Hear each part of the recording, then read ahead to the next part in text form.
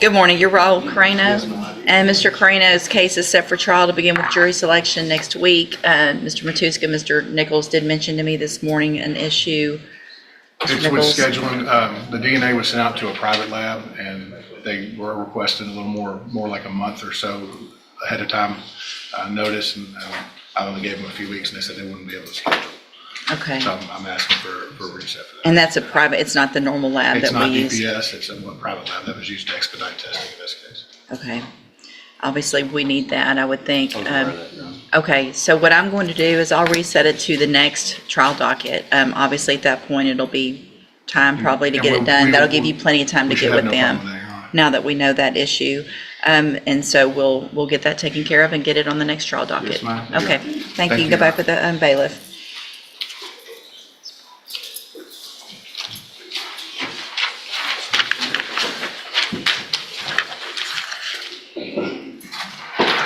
Is Mr. Samuel here, Oddone Samuel? I did see. Oh, yes, I'll hold your case. And Mr. Wilkerson, it looks like you've got a tablet out. Are you working on paperwork on Mr. Johnson? No, Your Honor. Okay, Romeo Johnson.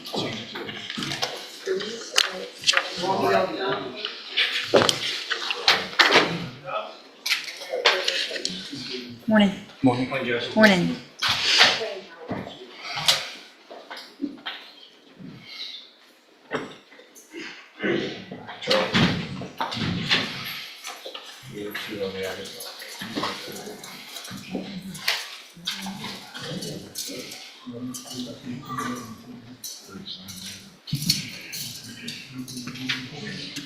Good morning. Are you Romeo Johnson? Yes, ma'am. And this is cause numbers 24 DCCR 2095 and 2419. Mr. Johnson's cases are set for trial to begin with jury selection next Monday. What is the announcement? We're ready, Your Honor. All right. Anything that change in negotiations that we need to go over today? I was given some additional discovery materials, but it's just a complete autopsy. Okay. So there's no new offer or anything for me to present to my And I'll entertain a counteroffer. All right. If y'all want to visit this morning, just to double check if there's any counteroffer or anything like that, let me know. I'll hold it for a minute. Otherwise, it'll get numbered for trial. Yes, Your Honor. Okay. Thanks.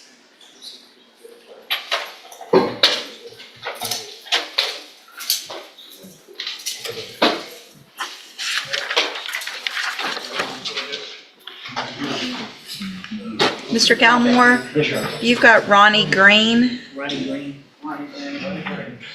Good morning. Good morning. Good. How are you? Pretty good. Let's see here.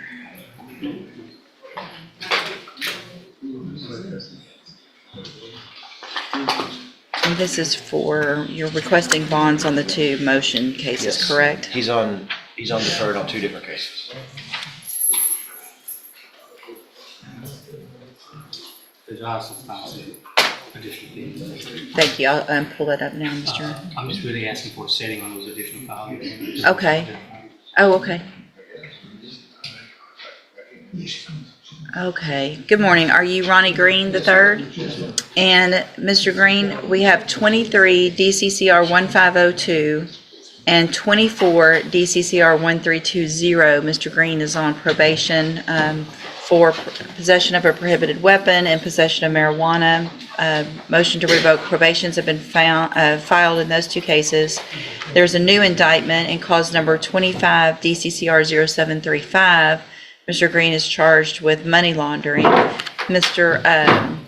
Galmore has filed writs asking that I set bonds in those two MTRP cases. He is on deferred probation, so generally entitled to a bond, but based on the nature of those offenses and that new offense, I wanted to have a hearing and get the state's input on their position on bond amounts, and bond conditions.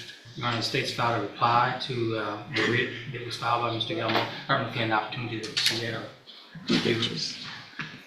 I've kind of laid out the state's argument Okay, in that reply. let me look at it I'm happy real to quick. recap it. I feel like I might have seen it, but I've slept since then, so give me a second to.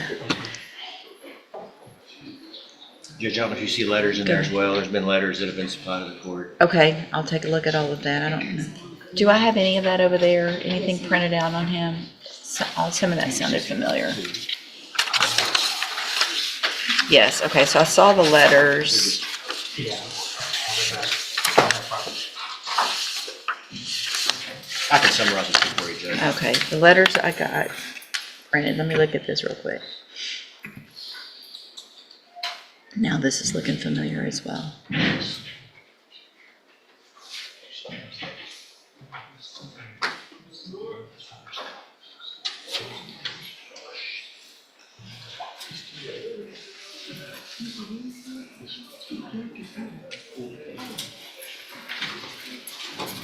So yeah. And I recall now what you filed also with regard to some requests, and we'll get that set for the appropriate time, Mr. Coleman, as far as modifying bond conditions and things like that. And I guess you've seen those. I've seen that. I don't know if y'all want to talk about that, if there's some agreement or not. But for this morning, Mr. Galmore, I guess you can just make argument or... Yes, Judge. I would just like to summarize a few things real quick. He is on probation for 2 cases. They are different offense dates, but I want to point out that he did not receive probation and then pick up a new case. These were the situation where he received probation and there was an older case that had just simply not been filed yet. Since he's been on probation, there has not been the commission of any new offenses other than the offenses we're talking about today. I would say that he's been in jail for 20 days, which is longer than any other time that he's ever been arrested before.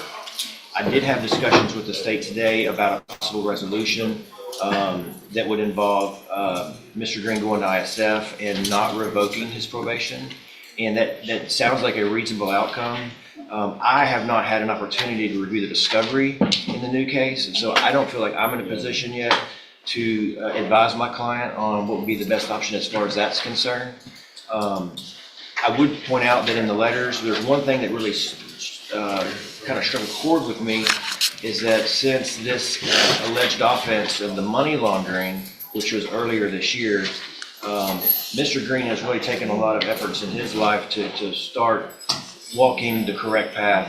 He became more involved in his church. He was baptized since the alleged commission of this offense. He's got a lot of family support. His mother is here in court today on his behalf. And so what we're just simply asking the court to do is set reasonable bonds. He is on deferred.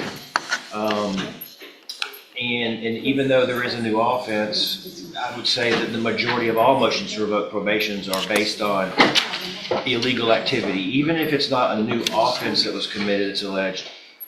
Very common is a failed drug test, and obviously if you're failing a drug test, you're committing a crime at some point, possessing that illegal drug. And so we're just simply asking the court to set reasonable bonds. I believe reasonable bonds in this scenario would be about $10,000 on each case. I believe the government is asking for $50,000 in their motion.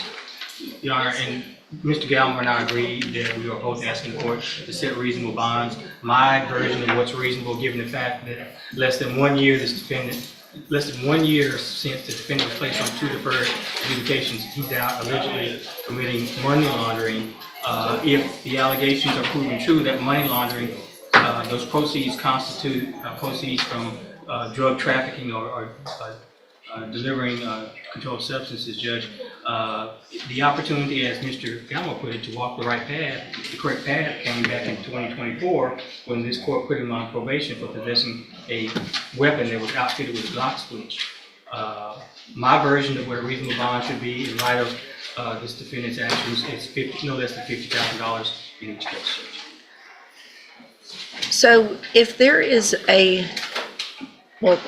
two things with regard to what you're talking about. One is, depending on whether or not the allegations were proven true, and if there was some thought of continuing Mr. Green on his probations and getting a probation on that new case, the only way I would go along with something like that would be for ISF, some type of cognitive program in custody.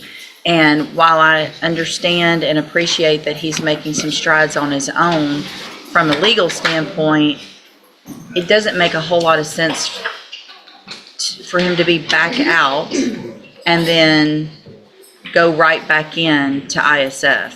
The point of ISF is to get that done so that when you get out, you've got better tools to make better decisions so that you don't end up in prison for, I mean, you're looking at prison up to 10 years on those two cases, and then you've got the new money laundering case. So To address that, just real quick, Judge, the money laundering case, I've only been on the case for approximately 2 weeks. right. In speaking with Mr. Green, he states that he does have proof for a lot of the money, so I don't think at this point I can even advise him that agreeing to a deal where he goes ISF when that's the only violation is the appropriate route. Of course, with him being in jail, it's a lot harder for him to assist in his own defense of that case. And Judge, of course, the state has a different position on the proceeds or where those funds were derived from and our ability to prove where they came. Let me look at something real quick. I guess.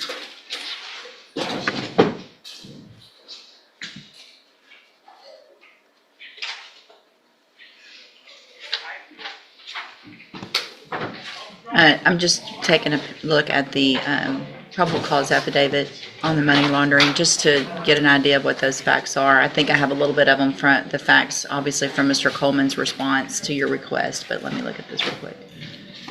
Actually, I can't read it. I'm printing something.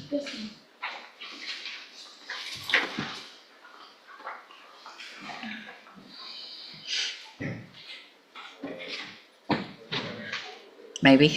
Maybe. It's a long way for it to go from here to there.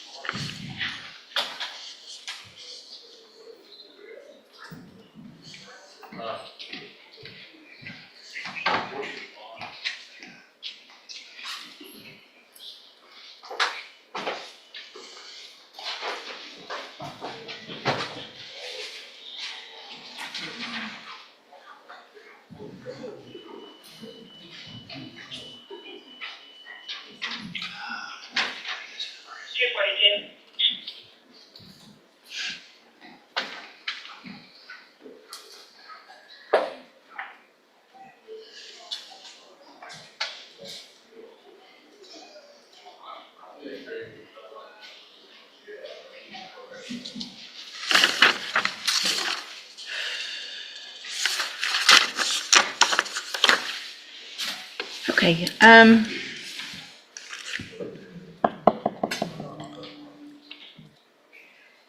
how long, obviously you need some time, Mr. Galmore, but how quickly could you get up to speed on the money laundering? It wouldn't take me very long to get up to speed on the discovery and watching the videos, but it'd be substantially more difficult to try to track down financial records for Mr. Green while he's incarcerated in the Jefferson County Jail, which is one of the reasons why we're asking for bonds, so they can assist in that part of his defense. Your Honor, I would offer this. When interviewed by the law enforcement, the defendant indicated that he had no records that would show the source of the proceeds that were seized. That you're correct, that's what I see as well, other than maybe one social media post on Instagram. it appears on the roadside discussions about the sources of money that Mr. Green did not have a lot of answers necessarily, but I would say that on the side of the road, and the question about. I think they brought him in and Mirandized him, right? Once at the jail, read Miranda warnings, waived his rights, and during the interview, couldn't explain how he obtained it, advised he sold one French bulldog late last year for $1,500, but nothing else. Didn't have a job. One Cash App thing he could show for that one dog.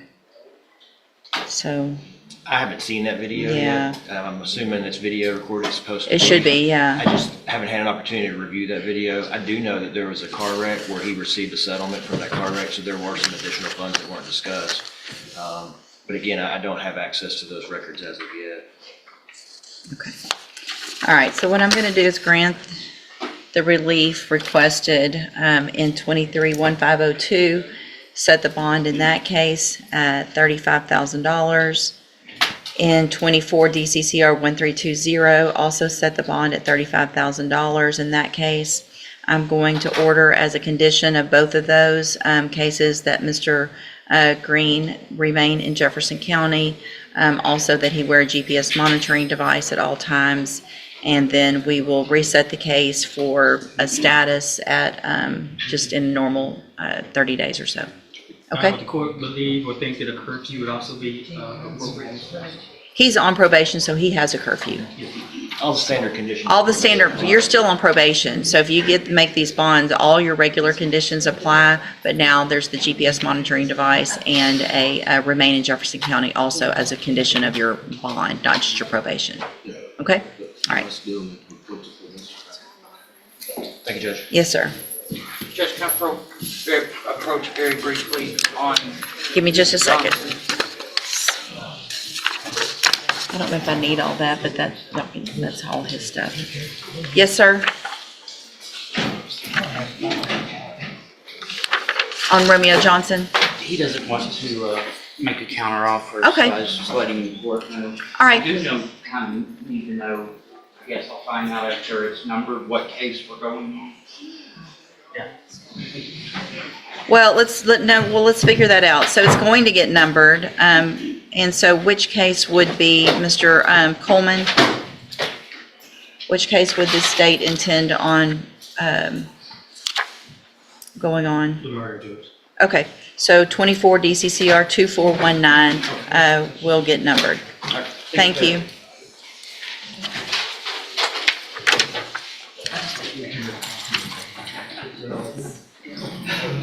What? Yeah, because I'll number them, and then in a little bit, I might get one of y'all to help me send out the trial order. So yeah, she didn't reset any of those yet. Yes, ma'am, thank you.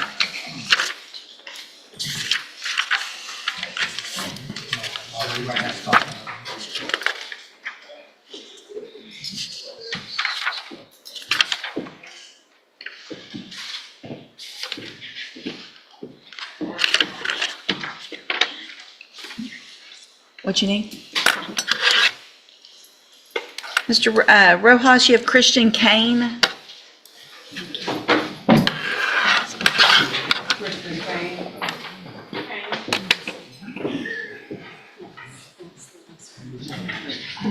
Good morning.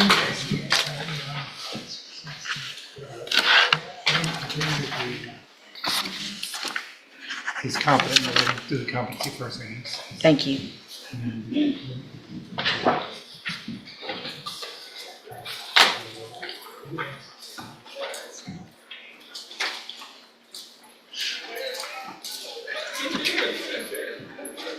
me see. Good morning. Are you Christian Kane? Yes, ma'am.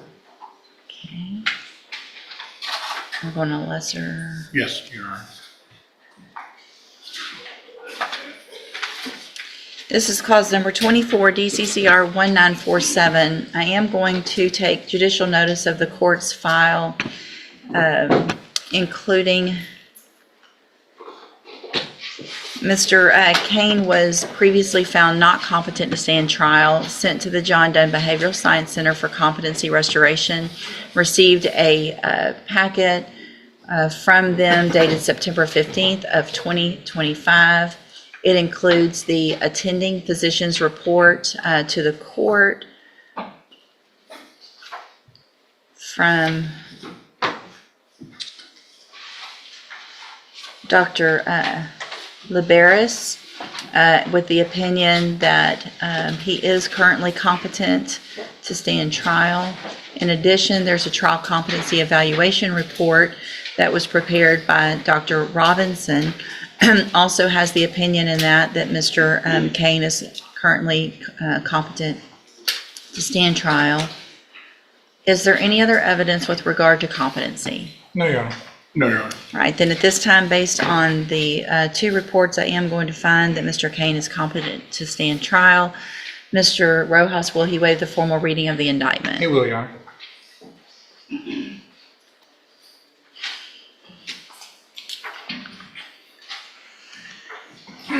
Mr. Kane, in cause number 24 DCCR 1947, the state's elected to proceed on the lesser included offense of a Class A misdemeanor evading detention, and that's from August 9th of 2024. And how do you plead to that charge?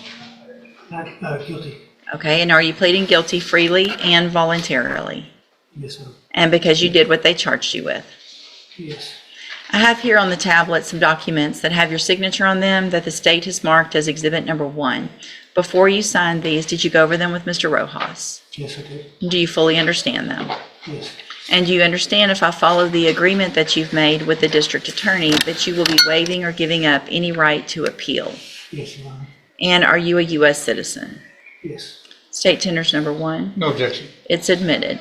All right, Mr. Kane, I'm going to find again that you entered your plea of guilty freely and voluntarily. Find again that you're mentally competent and you understand the nature and the consequences of your plea. Find sufficient evidence to find you guilty, and at this time find you guilty of the lesser offense of a Class A misdemeanor evading detention. Sentence you in accordance with your agreement to a term of 90 days in the Jefferson County Jail. You will receive credit on that sentence for any time that you've been in custody that the law gives you the right to receive. I'm handing you the trial court certification. That shows that this was an agreement that I followed, and so you've waived your right to appeal. All right, good luck to you, sir. You can go back with the bailiff.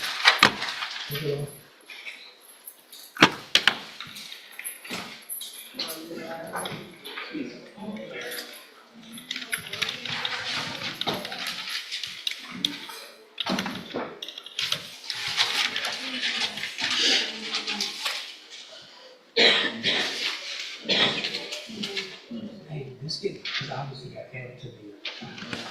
See, Marco Gomez, Mr. Rojas. Judge, I don't know that we need him, Judge. His family's gonna look into hiring him attorney. Okay, Same thing with Mr. Hawkins. Mr. Hawkins' family's already talked to somebody. They're gonna hire him this week, he's been told. okay. So we'll reset Mr. Gomez, and if you'll make a notation that his family wants to hire attorney. And who was the other one? Mr. Hawkins? Calvin Hawkins. We'll reset Mr. Hawkins as well, same notation, please. And, let's see. Lucius LaFleur, Mr. Rojas? Are you working on Hendricks? Tommy's got it. It's an add-on, so he needs his file to see what make sure the offer is right. Oh, But they're all gonna be, everything else should be approved. I'll email the attachment. thank you. What happened?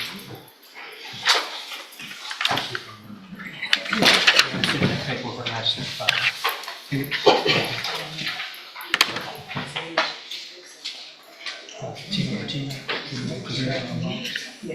You said John Moore. It's not, 30 days in jail. I don't have that. Let's hold off on that. I'm okay. Good morning. Are you Lucius LaFleur? Yes, ma'am. And will your client waive the formal reading of the motion? He will, Your Honor. Mr. LaFleur, in cause number 20-33730, I have a motion to revoke your community supervision. This shows that you were placed on probation November 3rd of 2021 for the third-degree felony offense of theft of material, and that was a 7-year term in prison that was probated for 10 years. Is that correct? Sure. And the motion alleges that you violated your probation. Count 1 alleges that you committed the new offense of a Class A misdemeanor assault September 11th of 2023 in Angelina County, Texas. And is that true or not true? True. Count 2 alleges that you committed the offense of possession of a controlled substance January 23rd of 2024 in Angelina County, Texas. And is that true or not true? True. Count 3 alleges that you failed to report to the Jefferson County Probation Department by mail or online for the months of April, May, June, July, August, September, October, November, and December of 2023 and January of 2024. And is that true or not true? True. You guys have an agreement, right? Do I need to keep going, Mr. Coleman? That's what I was looking for. The state will waive the remaining counts. All right, so stay will abandon 4 through 6. Mr. LaFleur, did you enter your pleas of true to counts 1, 2, and 3 freely and voluntarily? True. And did you plead true to those counts because they're actually true? True. I have here on the tablet some documents that have your signature on them that the state has marked as exhibit number 1. Before you signed these, did you go over them with Mr. Rojas? True. Yes, I did. Thank you. And do you fully understand them? Yes, I did. And do you understand, if I follow the agreement that you made with the district attorney, that you will be waiving or giving up any right to appeal? State tenders number 1. No objection. It's admitted. Is there any evidence that Mr. LaFleur is not competent? No, Your Honor. All right, sir, I'm going to find that you entered your pleas of true to counts 1, 2, and 3 freely and voluntarily. Find those counts true. Find sufficient evidence to revoke your probation, and at this time, revoke your probation and reassess your punishment in accordance with your agreement to a term of 2 years in the institutional division of the Texas Department of Corrections. You will receive credit on that sentence for any time that you've been in custody that the law gives you the right to receive. I'm trying to print, and it's just... I'm going to hand you the trial court certification that shows this was an agreement, so you've waived your right to appeal. I'm also going to hand you a written admonishment regarding your ineligibility to possess a firearm or ammunition. Because your probation you've been on it for a while, I'm not sure that you got this when you initially got on probation. But because of the judgment entered against you, you are ineligible under Texas law to possess a firearm or ammunition. Possession of a firearm or ammunition could lead to charges against you. Firearm is a legal term, and you should read that written admonishment I provide you to see what devices qualify as a firearm. If you have questions about the laws that make you ineligible to possess a firearm or ammunition, or about how long that lasts, you can talk with Mr. Rojas. All right, good luck to you, sir. You can go back with the bailiff.